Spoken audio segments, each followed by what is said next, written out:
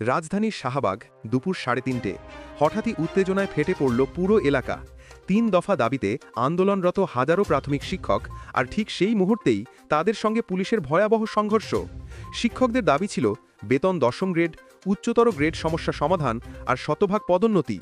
এই দাবিতেই সারা দেশ থেকে শিক্ষকরা ভিড় করেছিলেন কেন্দ্রীয় শহীদ মিনারে। কিন্তু বিকেল 3:30টায় তারা যখন শাহবাগের দিকে পদযাত্রা শুরু করেন, সেখানেই বাধা দেয় পুলিশ। আর মুহূর্তেই শুরু হয় ধাওয়া পাল্টা ধাওয়া। Police tear shell, sound grenade, এমনকি জলকামানও ব্যবহার করে। আর সেই বিশৃঙ্খলায় আহত হন অন্তত 120 জন শিক্ষক। অনেকে মাথায়, চোখে, শরীরের বিভিন্ন স্থানে গুরুতর আঘাত পান। ঢাকা মেডিকেলে তখন একের পর এক শিক্ষক পৌঁছাচ্ছেন চিকিৎসা নিতে। অচল শাহবাগ, আতঙ্কিত মানুষ আর আহত শত শিক্ষক। এ যেন দেশের শিক্ষা ব্যবস্থার সমস্যা কতটা গভীর তারই প্রমাণ। শিক্ষকদের ন্যায়সঙ্গত দাবি কি পূরণ হবে, নাকি আবারও এমন ঘটনা ঘটবে? কমেন্টে জানান আপনার মতামত।